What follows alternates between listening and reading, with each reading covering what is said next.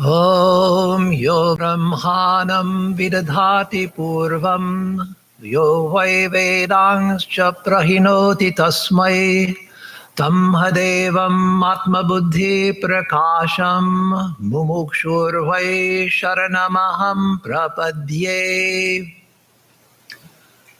We who seek liberation take refuge in that infinite light which illumines the hearts of all, which is the source of the Creator himself and the repository of the infinite knowledge known as Veda.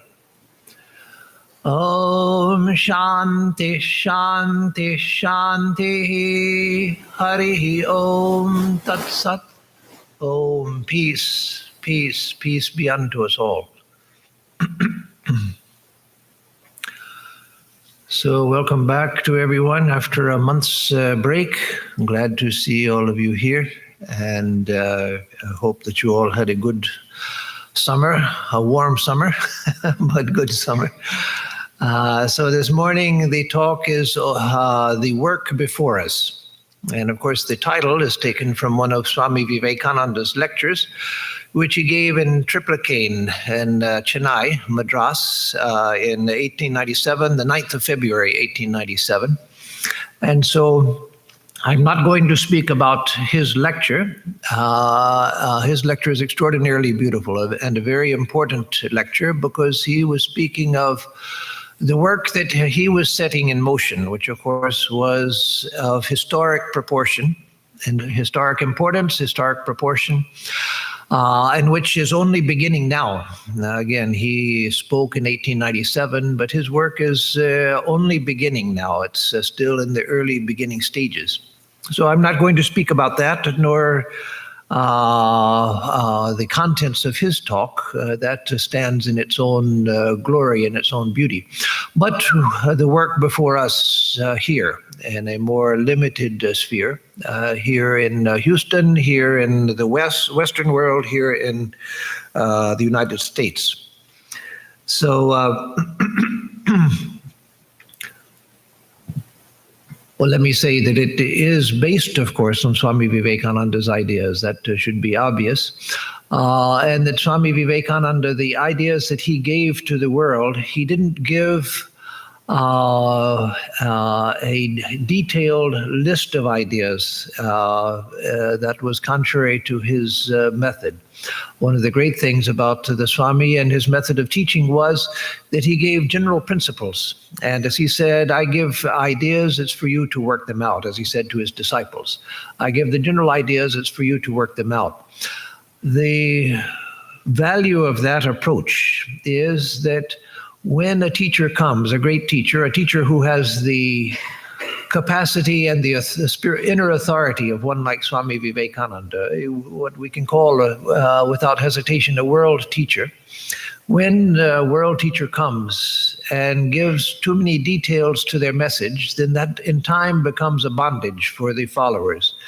That to be a follower of this prophet, this teacher, this incarnation, this master, means that you believe this, believe this, believe this, believe this, and every day you do this and do this and do this and do this and do this. There's a danger in defining such beliefs and practices, because as Swami Vivekananda said, it becomes a fetter that binds humanity later. It gives us comfort to know that a great teacher has come and said, if you want to be my follower, you believe this, you believe this, you believe this, you believe this, you follow this, you follow that, you follow that, you wear your hair in such a way, you wear a hat in such a way, you wear clothes in such a way, you keep such and such implements with you, you behave in such a way, you do this ritual every day, you pray in this way every day. That gives comfort, because suddenly it defines that which we're supposed to do. And we all have a need for some guidelines in life. In fact, they say, psychologists, developmental psychologists say that the child is constantly pushing against the limits that parents set on the child, but there's a purpose for that. the child is trying to find the limits. And if parents don't give limits, reasonable limits, understandable limits, but if they don't give limits, then that gives great anxiety to the child. The child fights against limits in order to find out where they are. And so there's a need in humanity for some sort of structure. But Swami Vivekananda didn't want to give a straitjacket to humanity. That is something that defined in explicit terms what one was to believe, what one was to do, because he felt that, let me restate that. He respected the divinity of humanity too much and felt that divinity was working itself out within individuals and working itself it was working itself out within societies as well. So he believed in the divinity of the individual and the divinity of the collective as well, and that each society is working out its own destiny, and that great teachers in the past have done harm by coming and putting too many strictures on society. He believed that freedom was the basis of all growth, and that if society were given life-giving ideas, then those life-giving ideas would in time work themselves out as society needed them, but that society would be free to change as circumstances changed. Is that, again, just to take an example, and an example could be pulled from all of the religions, including Hinduism, of course. Take an example from Christianity, which is something that Christian churches are struggling with now. Christ's apostles, at least as the record has presented it in the Bible, Christ's apostles were men. And so there's a struggle, well, what about women? Should women be given a role in the church? And so those who are more conservative say no.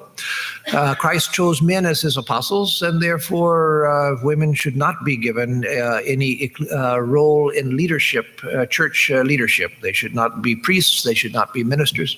There are others who say that, well, no, that was because of the society of the time.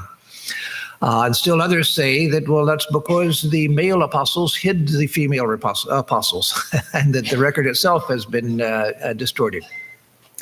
So you find even something like that, where Christ never said that among my followers, men should be in charge. He never said any such thing. Any such sexist or gendered instruction like that. Nothing in Christ's teaching is that way. But because of such a simple fact that Christ's apostles, the known apostles, were all men, therefore that becomes something that binds a tradition for ages after that. So Swami Vivekananda was always afraid of that. He felt that the divinity within had to express itself in the individual, had to express itself in the society as well. And for that to happen, the best way of teaching was to give general life-giving positive principles.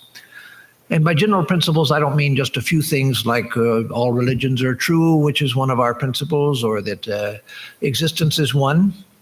Yes, those are true in general principles, but they're more detailed principles than that are experiential. And so Swami Vivekananda's method, again, was to give life-giving ideas and then to let individuals and societies work them out. So, again, what I want to talk about now is our work here in Houston, our work here in America, and more specifically in Houston, how we can begin to work out some of these grand ideas that Swami Vivekananda has given us. And so I'll go from the general to the specific, because that's the way my mind works, and that's the way my talks work also, because my mind works that way. So I start from the general principle and work towards details from that. So first, what is our purpose here as the Vedanta Society of Houston? What is the purpose of our being here, the purpose of our having a society to begin with? Well, first, of course, and some of these purposes should be fairly obvious, but it's good to state even the obvious sometimes so that we're clarified what those obvious principles are. First, of course, is to spread the universal principles of Vedanta. to spread the universal principles of Vedanta. And I say universal principles of Vedanta because Swami Vivekananda emphasized Vedanta because he found that it was naturally a religion and philosophy of principles. So what does a principle mean? A principle means something which is a basic truth. And for us and for Swami Vivekananda, it meant something similar to a scientific principle. That is, something which is experiential. That is, a universal principle is not a dogma, something that you believe because the tradition says you're supposed to believe it. That our tradition says this is true. There's no proof for it except it's in the Holy Book, and therefore you should believe it because it's in the Holy Book. And the Holy Book is the Word of God. Why is it the Word of God? Because the Holy Book says it's the Word of God. And the Holy Book says this, it is the Word of God because the book says it's the Word of God, and therefore you have to believe it. Is it true or not? Well, the book says it's true, so it's true. So that's a dogmatic statement. So by a universal principle, I don't mean that at all. In fact, religions would be far better off if they ignored the teachings which are non-experiential, because those are just dogmas. If a truth cannot be experienced, and by experience I mean the all levels of experience. It doesn't mean something that's easy to experience. You just go home and think about it and you experience it. No, it may take a lifetime to realize it. But if at some time and through some process a truth is not experiential, through any process or at any time, then it's just a dogma. It has no use. What use is a teaching which has no experiential proof behind it? And so the universal principles of Vedanta means that they should be experiential. They should be subject to experience. They should be subject to replication. We should be able to repeat them in our own lives. To say that some great sage realized this in ancient times, but you can't realize it because this was a special revelation to that particular sage, well, no, that has little place in religion. Religions make a great deal of such ideas, but we shouldn't. That is, that religion should be a discovery of truth and a teaching of discoverable truths and experiential truths.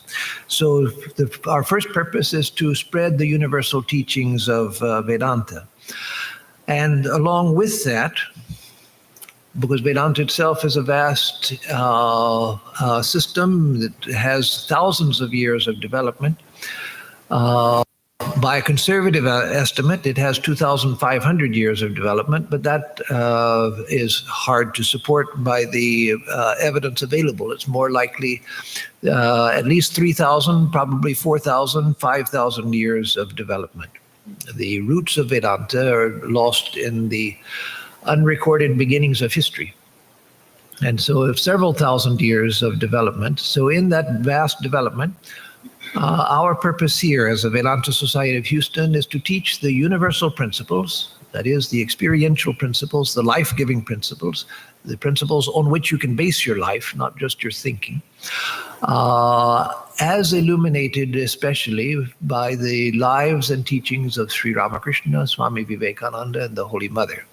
Why those three? Well, of course, our tradition begins from them. Our tradition within the Vedanta tradition is based on the life and teachings of these three great personalities, but not just because of that.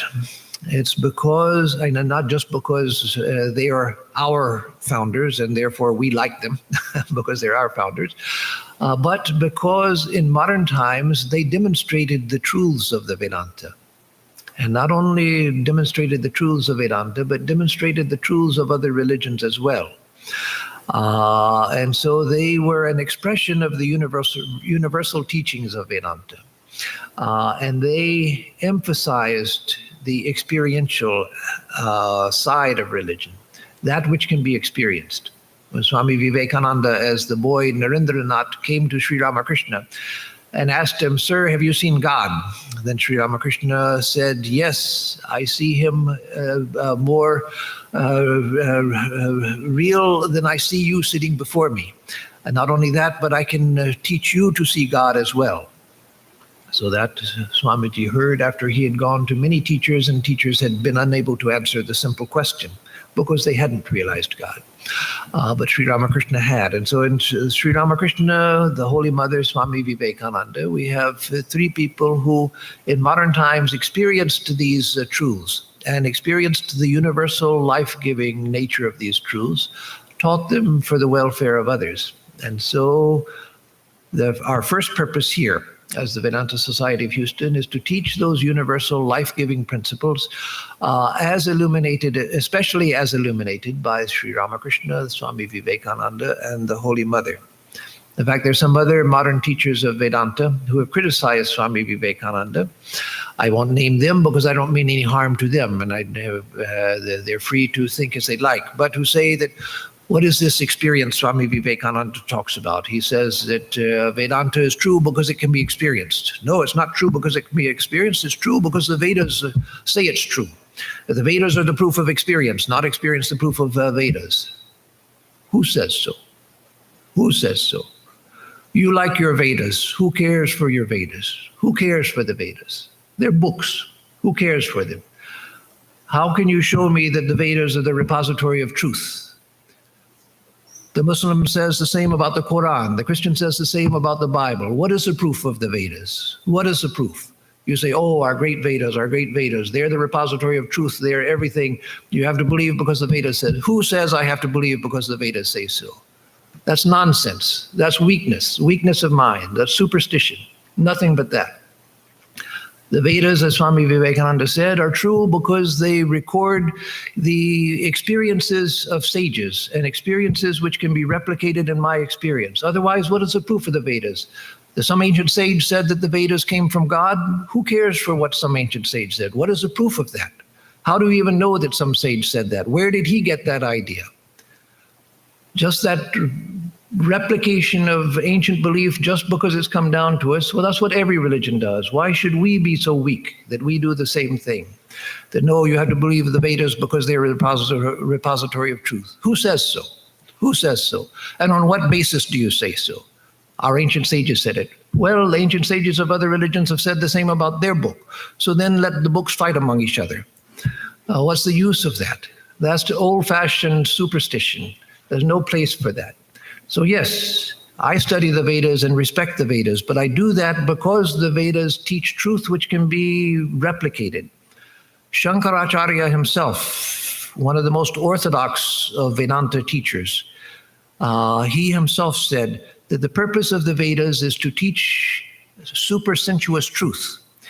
And he goes on to say that if truth about this world that's recorded in the Vedas or ideas about this world are contradicted by experience, then give up the Vedas. Follow that which is rational and which is given to you by your direct experience. But the Vedas are true, that part of the Vedas are true, where they're speaking about supersensuous truth which can be experienced, which can be replicated. And so that's an orthodox Vedantic teacher who is saying that. And so Swami Vivekananda emphasized that Veda doesn't mean the books. The books are one portion of the infinite knowledge of Veda. Veda means infinite spiritual truth. And the Vedas are great because they contain a great deal of that truth. But Sri Ramakrishna's teachers and also the great scholars of the time who met Sri Ramakrishna told him that his experiences had gone even beyond the Vedas and Vedanta. So what that means is difficult to say, and I won't talk about that. But the idea is that the experiential truths are what are important, not some tradition about a particular book. So again, our purpose is to give life-giving ideas of Vedanta, especially as illuminated by Sri Ramakrishna, Swami Vivekananda, Holy Mother, but not to give in a traditional sense as missionaries, that is going out trying to convert people into Vedantins. Everybody is welcome to come to Vedanta, but to give the teachings freely to everyone. Give them freely to everyone. If there's a Christian who remains a Christian but finds something in Vedanta of use, welcome, welcome. We'll give you whatever it is that you want. You can take whatever it is that you want. If a Buddhist comes and says, well, there's certain ideas in Vedanta I find helpful, well, good. We're here to give whatever it is that you want.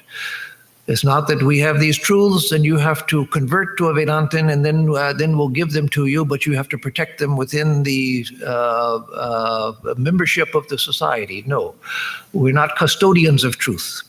We're here to share whatever it is that we know, whatever truth it is that we have, with one and all freely.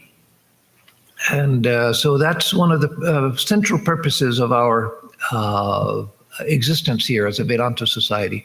Second is to teach the application of those teachings, how to live the teachings. Just as I said earlier, just the ideas by themselves, just as ideas, they only have a limited value. But they become life-giving ideas when we teach the application of those ideas. How is it that we live the teachings of Vedanta? That's what's important. Not just, it's not a system of belief. It's not a creed that I believe in this, and this, and therefore I'm a Vedantin. No. We have to teach the application of the principle. A third thing and third purpose of the Vedanta Society, which we can extrapolate from the teachings of Swami Vivekananda, is that we're here to work for the uplift of society, for the welfare of society, not as a social service organization, but as worship of the divinity within all beings. That is, we're not here just for ourselves. We're not a little Vedanta club where we get together to feel good about ourselves and to talk about how great we are and how much better we are than the people who are outside the walls. No, we're here for the welfare of all, for the welfare of society, welfare of all races, of all people of all types. So we're here to work for the uplift of society, not because we believe that society, all of the ills of society can be cured and this life will become heaven. No, this life is a life of unbalance. If everything were perfectly balanced, it would just be a soup, like cream of tomato soup. There'd be no distinctions whatsoever. It's lost balance which makes diversity. It's lost balance which makes the universe. And it's the play of the pairs of opposites that makes the universe. And so the universe will never become a heaven where everybody's happy and everybody's well fed and everybody's healthy and there's no death and there's no disease and there's no stomachache. No, that kind of heaven is not possible here because it's not in the nature of the world, the way the world is composed. But what we can do is to offer help to those who need help. And you say that, well, we can never cure the ills of the world, so why should we work for it? No, because we need to, because through that we become better people. And if we grow spiritually, we begin to develop a love for all. We begin to feel a love for all. And then we want to help others. And before we develop that, if we are engaged in working for the welfare of others, then we find that that helps us to begin to develop love for all. And then we find that it helps us to grow spiritually. And so the two work together. The two work together. A fourth thing that we shouldn't forget, it's not our main purpose, but it's something that Swami Vivekananda in particular left for us as the Vedanta societies, as the Vedanta work. And that is that we have a responsibility to India. As long as India has not been fully restored to its one-time glory, then we have a responsibility to India. Swami Vivekananda told those that he left here, don't forget India. Don't forget India. That is to send help to India, to be of service to India. Because why? Why India of other nations? Was it just because Swamiji was from India and so it was some narrow-minded patriotism that I love India more than I love China or South Africa or Chile or whatever country? No, it wasn't that. It was because he felt that India had a special mission to the world, that the wisdom of India was a treasury that would help the whole world. And so helping India was not for narrow-minded, parochial, patriotic reasons. It was because he saw in that lay the welfare of the whole world. He said that if India dies from the world, if India is wiped out as a culture and civilization from the world, then the source of the purest spirituality will be lost from the world. And so he said we must remember India, must be of service to India. And a fifth purpose for our existence here, which may seem to contradict the other things, but it doesn't, as I'll explain, that is the preservation of the cult in the good sense, not the cult in the narrow sense. Cult today has become a very bad word. Something as a cult means it's evil and out to do harm. But cult in the earlier sense, like the cult of the Virgin Mary in the Catholic Church, or the cult of Saint Joseph, or something like that. That is, we're here to preserve also the cult of Sri Ramakrishna, Holy Mother, and Swami Vivekananda. That is the personal side of them. That's not our foot forward in the wide world. Swami Vivekananda spent his best years, the best years of his life in this country. And yet he only gave 2 talks, one in New York and one in London, on Sri Ramakrishna. Out of all of the many, many talks he gave, he only spoke twice publicly about Sri Ramakrishna. So that's not our first foot forward. We're not to go door to door to ask people if they found their personal savior in Sri Ramakrishna. No, that's not, we don't use Sri Ramakrishna as a club to beat people over the head. Do you accept Sri Ramakrishna? Have you got initiation? Do you repeat the name of Sri Ramakrishna? Do you worship Sri Ramakrishna? If you don't, you're nobody. No.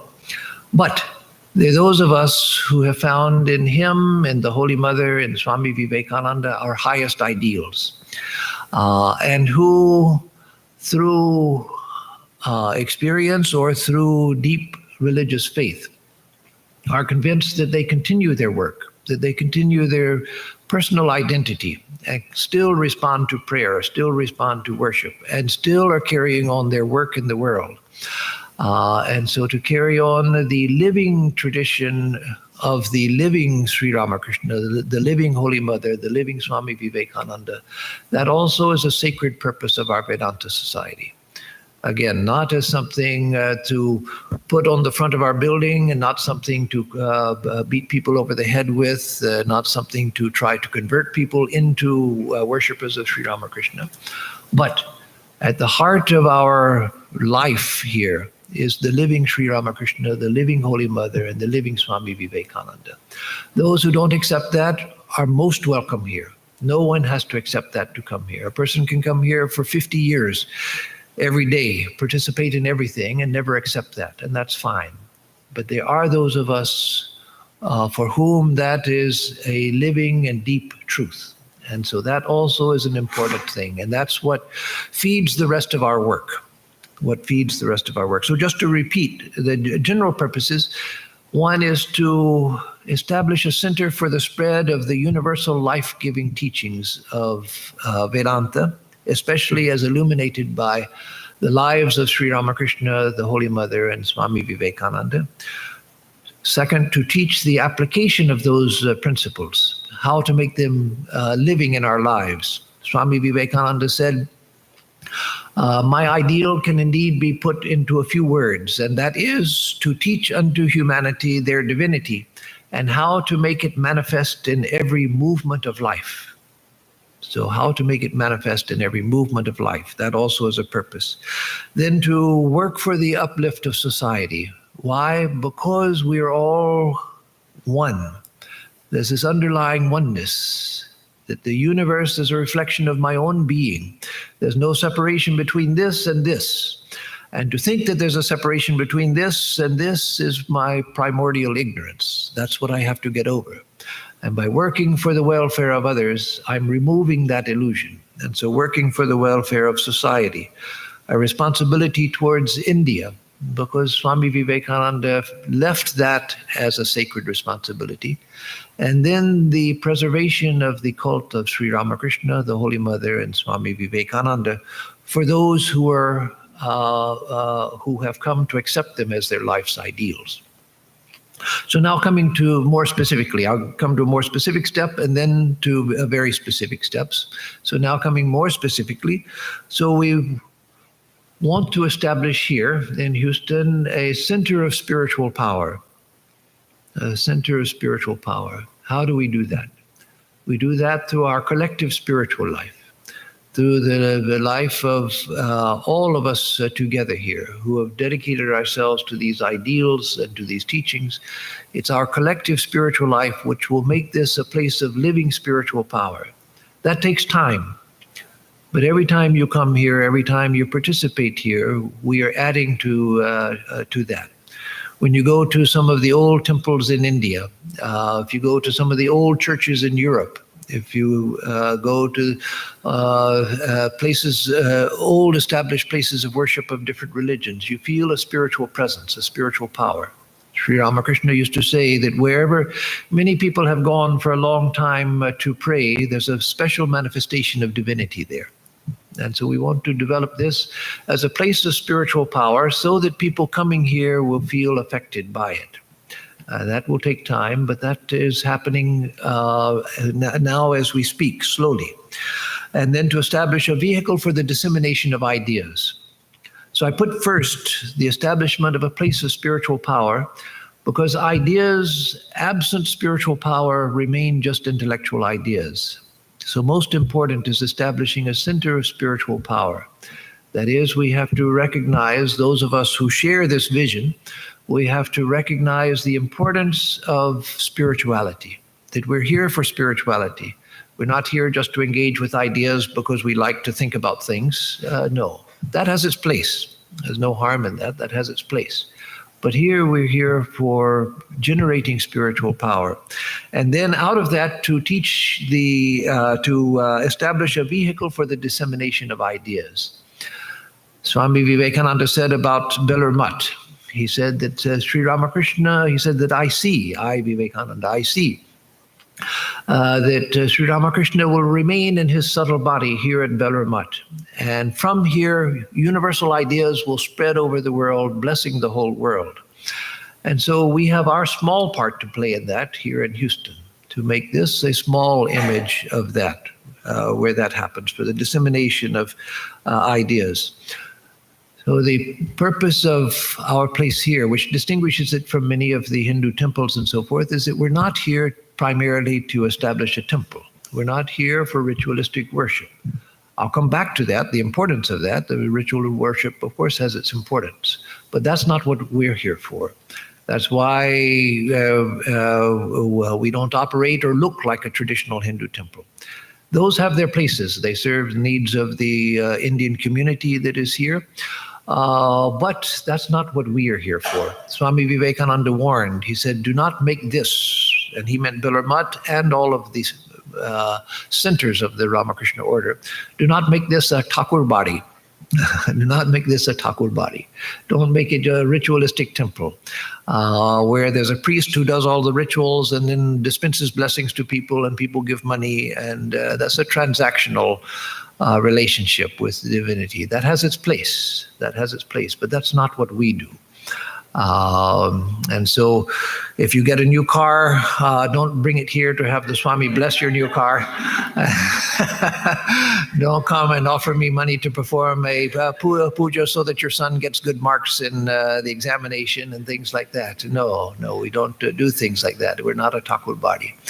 There are temples that you can do that at, but that's not our work. But we recognize the value of ritual. Every religion has ritual. Why? Because having a sacred action that many people have done and which has been sanctified by the memory of many people who have done it, a ritual action which is full of symbolic power, that gives great focus to the mind. And it gives you the sense that what I'm doing is a sacred action. And so that's why in all religions you find a ritual. And ritual is always based on some experiential event or principle. And so ritual has its place.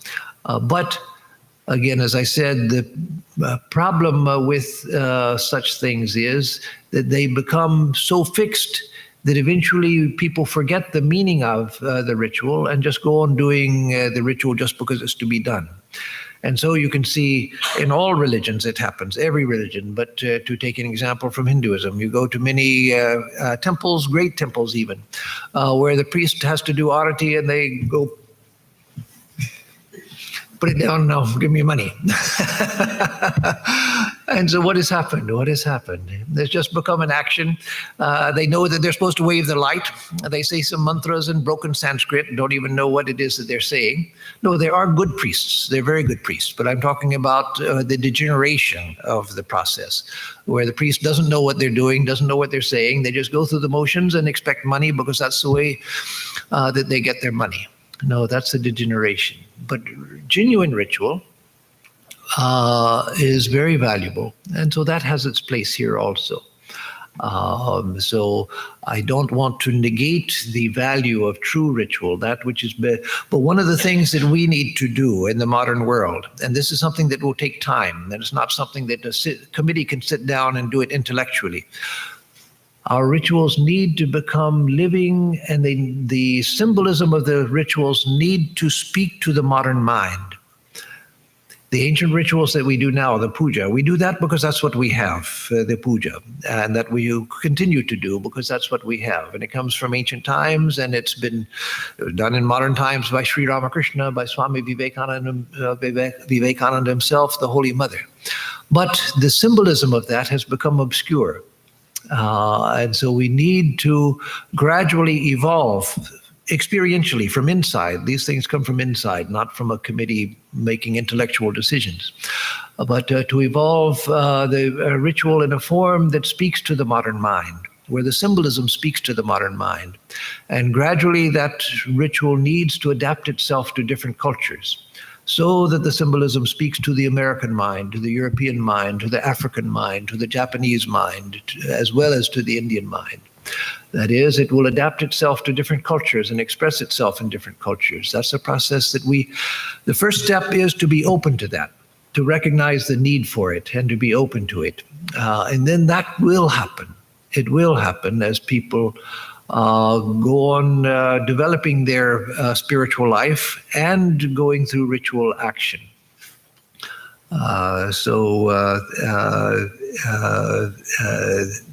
So again, the first more specific purpose is to establish a center of spiritual power, to establish a center for the dissemination of ideas, and we need to establish a vehicle, that is methods for teaching spiritual practice, for emphasizing spiritual practice. We need to teach the application of the ideas through spiritual practice. And then while remaining universal, we need to indigenize, that is, localize our teaching and the expression of our teaching, including the ritual, as I just said. That is, the purpose of the Vedanta Society is not to spread Indian culture around the world, so that the Japanese become Indian, so that the Americans become Indian, so that the French become Indian, so that the Kenyans become Indian. No, the purpose is to teach the life-giving ideas, and then let each culture develop those ideas in its own way and learn to express them in its own way. So that's not against Indian culture. That's just that our primary purpose here is not to promote Indian culture. There is a value to that. And so I fully support the community temples which teach the languages of regions of India, children of Gujaratis learning Gujarati, children of Bengalis learning Bengali, children of Tamilians learning Tamil. That's good to preserve their tradition and the connection with their ancestral traditions. That's good. But that's not our purpose. In one of our centers recently, some members wanted to start a Bengali school in the center. And the person in charge of the center said, well, how can we do that? First of all, if we do that, we have to have a Telugu school, a Tamil school, a Malayalam school, a Marathi school, a Gujarati school, a Hindi school, a Kashi school, a Manipuri school. But that's not our purpose here. if anything, then yes, there's a place for teaching Sanskrit, because that's the language behind the tradition itself. That's the language of the tradition. And then for those who belong to different ethnic groups within India, yes, to promote their culture within their family and so forth, and within their community, that's a good thing. But that's not what we are here for. We're here for teaching the universal teachings. And many of you here today are parents who are first generation immigrants to this country, parents of children who have grown up now and who have their children. And you find as the generations go on, even by the second generation, which was born here, what a change there is from your generation who came here as immigrants. And so gradually that connection to the motherland, as generations continue here, it gets less. That may be lamentable, but it's inevitable. It happens. And so, yes, it's good to teach your culture, to teach your language, to teach your traditions and family traditions and cultural traditions to your children. But gradually that connection gets less unless they move back to India and remain in India. And so if we are to be a living tradition here in this country, which continues beyond just the initial wave of immigration, then we have to become meaningful to the people of the local culture, which includes your own children, and their children. We have to learn to speak to the local culture without compromising the teachings, without compromising the principles. And then we also, as I said, have to be of service to the local community. Now coming to the concrete. These are the general principles, the concrete. As I said, when teaching, we emphasize the universal ideas, we emphasize the application of those ideas, and we recognize a variety of temperaments, that people have different temperaments in religion, that one teaching can't be for everyone, that people need to be approached in a way that they can understand, with teachings that their temperament can process. Now, in developmental psychology and in educational psychology and so forth, the people are very much aware, sometimes maybe overly aware, but in general it's a good thing, are aware of different learning styles. And so in religion also, people have different learning styles. There are people who learn by doing. There are people who first need to know the abstract principle. What is the abstract idea behind it, why I should do it, and then I can engage in it. Other people just say, well, I just want to engage. I just want to get into it. I don't care about all of these high-flown philosophical ideas. That means nothing to me. I want to do something. Other people want to approach from a psychological standpoint. Other people are devotional by temperament. There are many people who say, even in the modern world, with all of the currents against belief in God, there are many people who say, many Westerners who say, not just people from India, many Westerners who say that I've always believed in God. I don't have any question that God exists. The existence of God is as real to me as anything. And so there's some people whose natural approach is devotional. And so we have to provide food and methods for everyone. So programs, of course we have, and programs, I'm going to mention things beyond what we do now, because this is just the beginning. With one person living here as the resident teacher, there's only so much I can do, especially as I get older and have less energy. But what we're doing now here at the Vedanta Society should only be seen as a very beginning, the very beginning. So we'll continue with lectures and classes. What's the importance of lectures and classes, like this talk I'm giving now? A large part of spiritual life and a large part of cultural life is learning who I am, what the world is, what my relationship to the world is, what reality is, what spirituality is. And so first we have to approach from the standpoint of ideas. There's a place for the teaching, importance of teaching ideas. As I said, just ideas for the sake of ideas doesn't go far. But ideas do have importance. If you come to me and you want to learn about Vedanta and I say, well, go meditate. Yeah, well, Swami, how do I meditate? Don't worry about ideas, just go meditate. Well, what help is that to anybody? First, you have to learn what meditation is. You have to learn how to do it. You have to learn why I should do it.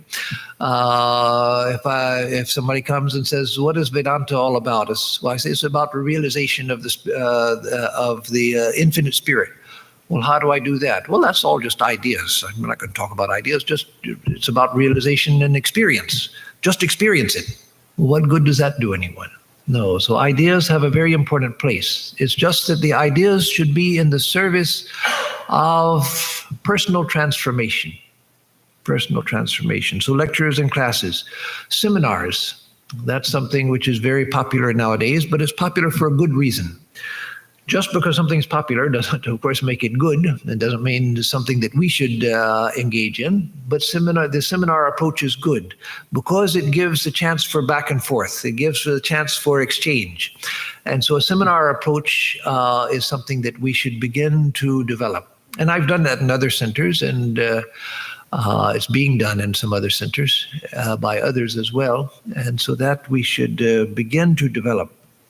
Publications. We don't have a publication wing here, and that's premature. We don't have the people nor the resources for starting a publication center here, but publications are important, and we shouldn't forget that. Another thing that's very important, which right now is on hold for lack of people to attend, but that is the Sunday school, which our Shobaji has done such a wonderful job for so many years of guiding. But we need to continue that. Even when we don't have children, we have to keep it as a possibility, keep it alive. It shouldn't be allowed to die because right now there are no children who are coming. But Sunday school is something that should be developed and encouraged and fostered, nourished, etc. A group like the Chinmoy Mission has done wonderful work with their Sunday school. A group like the Vivekananda, is it Vivekananda Vihar? Is that the name of it in New Jersey? Vivekananda something, I think it's Vivekananda Vihar. It's run by the Mahendra Jani and his wife. That's been extraordinarily successful. And so we have to aim towards a vibrant Sunday school program for the education of youth. Another thing that I've thought about for many years, and I put this within quotations, as I'll explain why the quotations, Vedantic Boy Scout and Girl Scouts. So I don't mean it necessarily has to be associated with the organization, the Boy Scouts and Girl Scouts as they exist today. But the original idea of the Boy Scouts, or the Scouts, I should say, because I say Boy Scouts because that's what I grew up in, and that was what was started first, and then the Girl Scouts came. So let me just use the term Scouts, rather. But Scouting was started in 1910, and the original idea was wonderful. And some of that original idea has continued. One of the ideas was to teach children to be comfortable in the world. That is, to be comfortable in nature. So that if they are out in the wild, they don't feel, where's mommy, where's daddy, where's the television, where's my cell phone, where's my Coca-Cola, how am I going to survive here? No, they should feel comfortable in the wild because they know how to survive there. And so that was one of the ideas, to make children comfortable in nature itself, in primitive circumstances, to make them comfortable in a group of other children, to make them comfortable with themselves. And then to foster that, it was a wonderful system of teaching children to compete against themselves, not to compete against each other. Everybody can get the different merit badges. All you have to do is to fulfill the requirements to get the merit badges. And each merit badge had a value because it taught you about some certain field of life, some certain area of life, some certain skill within life. But you were taught to compete against yourself. That is, to do the best that you could. You weren't trying to beat out all of the other children so that you're the winner and everybody else is the loser. No. You win by doing your best. And so that idea of scouting was a wonderful thing. So as to revive that idea in a children's program, whether it's inside or outside of the official scouting programs, And then also, so Sunday school, scouting type program, summer camp for children also is a wonderful program which some of our centers have done, and that we should begin to develop that idea also of summer camp. So one thing is the teaching. A second thing is one field of practical application of these ideas is methods of teaching. A second is spiritual practice, how to foster spiritual practice, how to teach meditation. And that we're beginning with 2 meditation classes. There were to be 2 this month, but then suddenly I realized that I had promised to go to Austin yesterday, and so we had to cancel the morning meditation class yesterday. But we will have one next Saturday. And so right now, again, because I'm all you've got right now as far as a Swami, so you have to do with my limitations, and I have to do with the limitations of my time and energy. So we'll have one class, generally when possible, one class a month, which is general meditation, general principles of meditation for anyone practicing any type of meditation. And a second, which is focused on the type of meditation most of our people do, which is mantra-based and ishta, that is chosen ideal-based meditation. So that's what we'll do this coming Saturday. So meditation instruction, devotional practices, making provision for devotional practices. And what we have now is just a beginning. Just a beginning. We only have the very beginning where we have a few worships, special worships a year. We have occasional bhajans. We have Ram Nam on Friday nights and things, but gradually developing devotional programs as well. Yoga. Having programs for yoga, both the psychological aspects and the physical aspects also. And some of our centers now, they have provision for yoga, for teaching people of any age. There's what they call chair yoga for older people who are not as flexible, but chair yoga that you can do sitting in a chair. And so both the physical side of yoga for those who want it, not that that's necessary, no one has to do that, but for those who want it. And then the psychological, which is the more important part, the psychological aspect of yoga. And then knowledge as practice, that is these ideas that we teach, how to practice them. So we need to find ways, vehicles for teaching devotional practices, meditation practices, knowledge practices, yoga practices. One thing that I would love to see us do in time, we don't have the resources right now, but that could come at any time if it does come, and that is to develop a permanent retreat.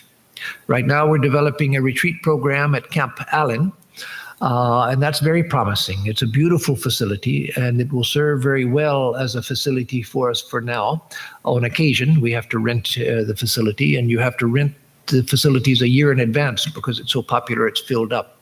But the cost is reasonable, the facility is beautiful, and so we can use that for now, but eventually to have our own retreat facility. That is, like our other retreats in this country, a place outside of town, a place where the land is cheap enough so that we can buy acreage, a number of acres, and to develop a permanent retreat where we can go for longer practice sessions. We have established this beautiful temple that many of you here were instrumental in the establishment of this beautiful temple, this well-built building, which in Hurricane Harvey, it was thought that this could serve as a shelter for the people who needed shelter because it's built structurally, it's very, very sound. And so the establishment of this building and the temple, the shrine that we have, the worship that we have, all of that is part of our programs of providing venues for spiritual practice. And then outreach. So teaching, spiritual practice, these are big fields with programs for implementing them. And then outreach, that is our connection to the world around us, that we shouldn't forget. We're not, as I said, we're not a Ramakrishna club that comes to talk about how great Sri Ramakrishna was and how great we are because we like him and how much better we are than other people who don't like him. No, we're not a Ramakrishna club. So one of the things is to engage in interreligious dialogue, because that was where Swami Vivekananda had his opening to the world, was at the Parliament of Religions in Chicago. And so that should remain a part of our work, interreligious dialogue, dialoguing, exchanging ideas with other followers of other religions. Interaction with schools, clubs, colleges, etc. in the community here. That's something I've done in wherever I have been in the past, but it hasn't opened here yet, but I'm sure in time it will. We just need the opening to universities, to colleges, to schools, to clubs, etc., to speak so that we're not just speaking to ourselves. We have to, the early Swamis, when they came, there was nothing here. They came to a country where there was no Vedantic infrastructure. They came and had to talk to the local people and had to talk in terms that the local people could understand and appreciate. Otherwise, they couldn't have established themselves here. Now what has happened is that we have ready-made centers with ready-made devotees, and we get comfortable with that and think, well, that's all we need. We got enough people coming. They're giving enough money so that I have food to eat. What more do we need? No, we have to remember the local people and remember how to talk with and engage with the local people in terms that they can understand. Otherwise, we're, again, just a club, and that's not what we're here for.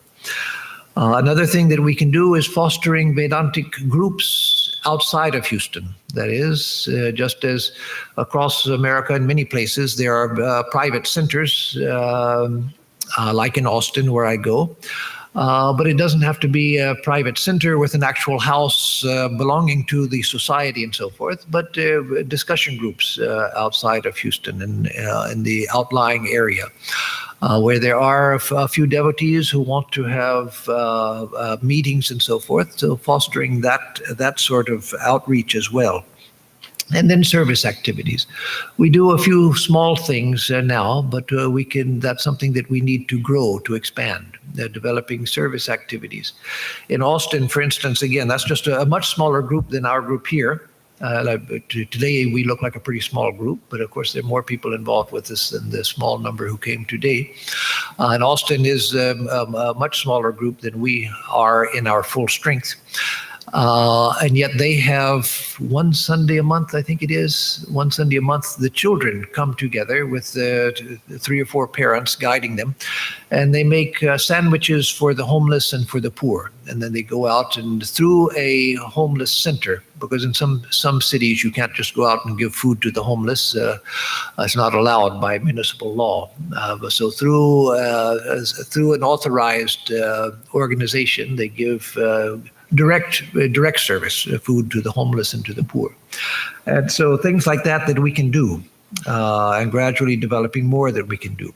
So finally, let me say a little bit about our physical manifestation, that is the physical buildings and such.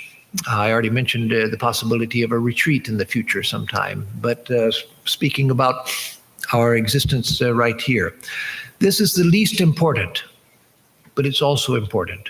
If we didn't have a building to meet in, then it would be difficult to gather people at all.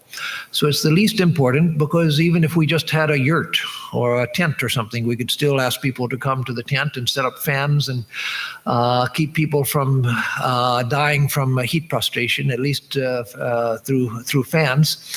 But the buildings do serve a purpose, and so they're not unimportant. It's just the least important of what we have. Most important is spirituality. Second importance is the programs to spread our ideas and spirituality. And third is the least important is the physical manifestation. So as I mentioned, we have this existing building, which was built by the blood, sweat, and tears of the devotees here before it was an affiliated center, and a wonderful building. But this is the beginning. This is the beginning of our physical work. So,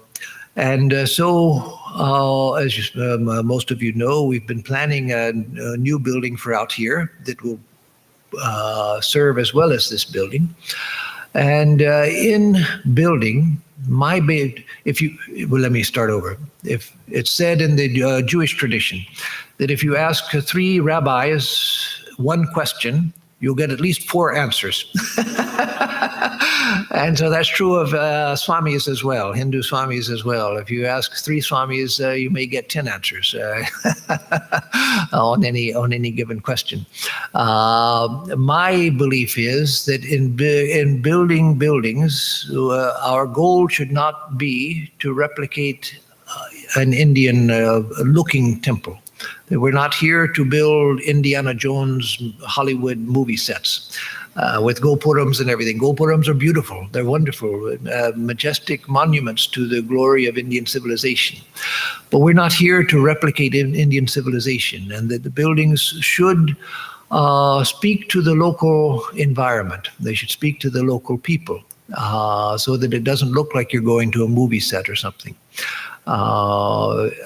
So building a replica of the Bellarmine Temple. The Bellarmine Temple is a magnificent building, but that's appropriate in India. It incorporates architectural styles from all over India and religious styles of architecture from all the religions of India as well. And so it's a wonderful monument to the architecture and the spiritual traditions of India. But here we should develop buildings which speak to the place that we're in, just as a French building should speak to that. We shouldn't try to look like we're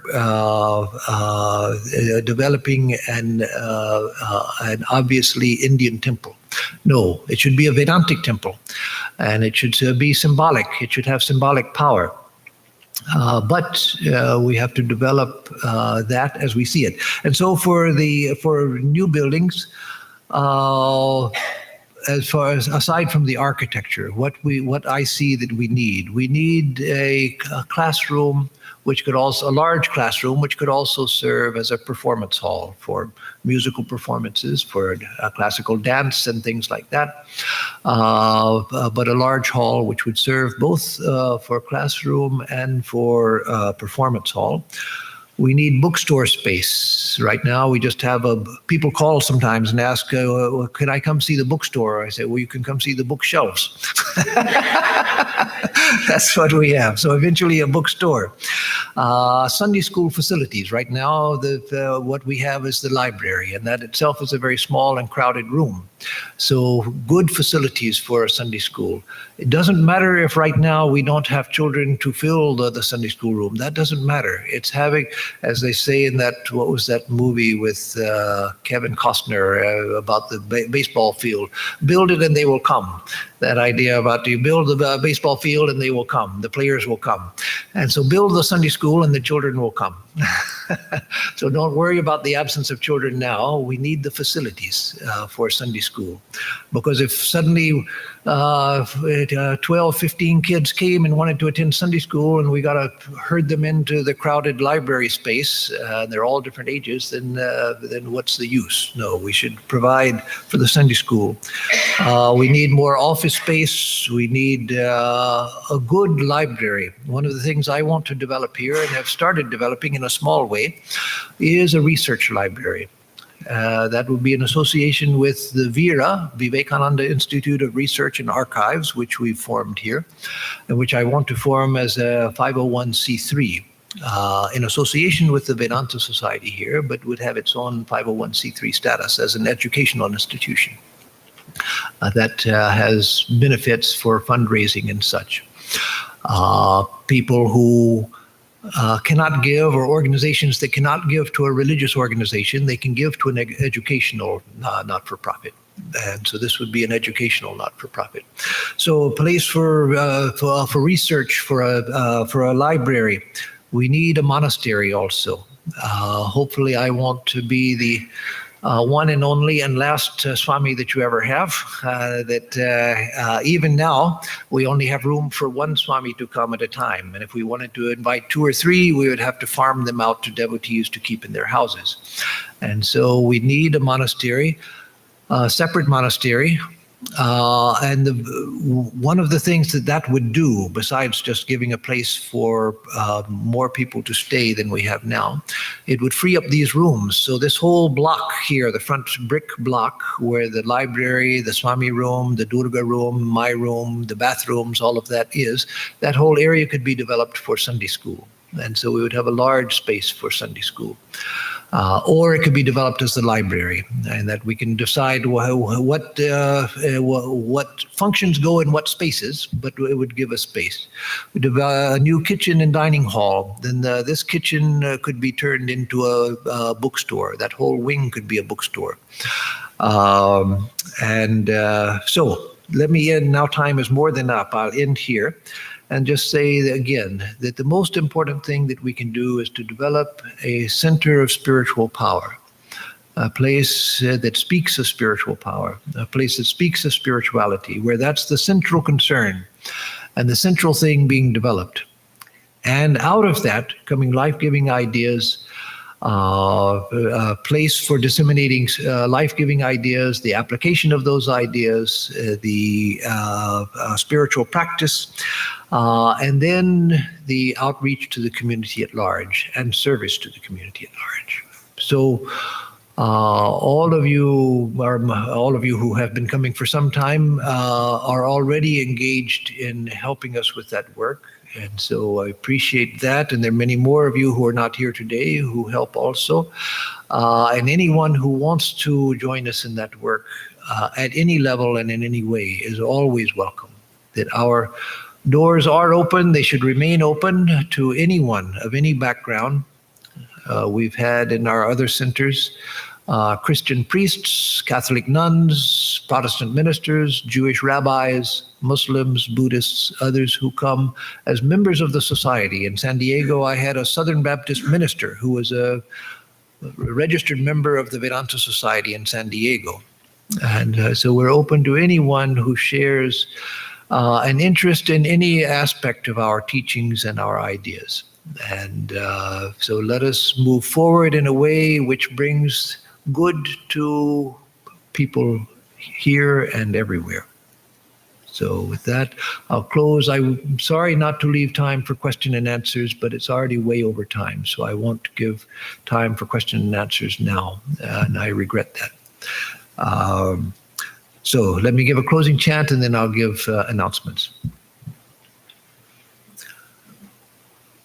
Om Dyo Shanti Antariksham Shanti Prithvi Shanti Apa Shanti Oshadaya Shanti Vanaspataya Shanti Vishwe Deva Shanti Brahma Shanti Sarvam Shanti Shantireva Shanti Sama Shantiredhi Om Shanti Shanti Shanti.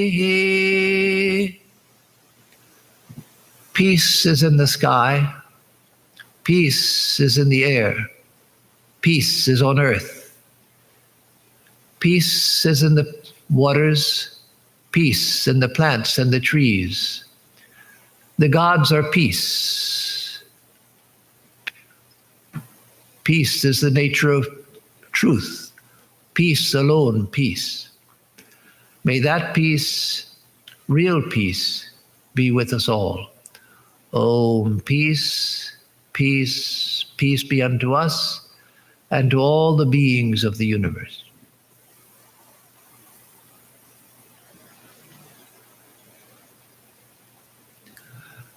Now for announcements.